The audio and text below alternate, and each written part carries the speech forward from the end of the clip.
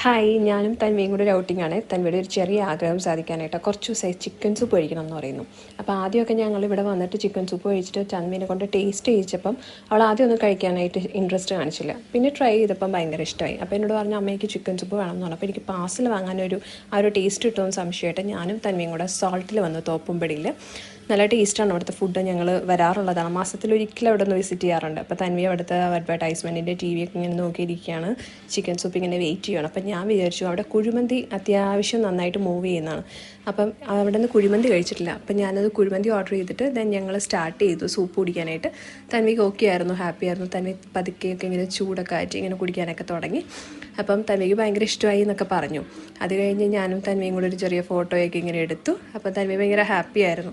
അതിനുശേഷം ഞങ്ങൾ കുഴിമന്തി വാങ്ങി. ദെൻ അവിടുത്തെ കുഴിമന്തി നല്ല ടേസ്റ്റാണ് കേട്ടോ. ഞാൻ ഫസ്റ്റ് ടൈമായി ട്രൈ ചെയ്യുന്നത്, പക്ഷേ അത്യാവശ്യം നല്ല ടേസ്റ്റുള്ള ഫുഡാണ്. അപ്പം ഞങ്ങളെപ്പോഴും പ്രിഫർ ചെയ്യുന്നൊരു ഹോട്ടലാണ് കേട്ടോ.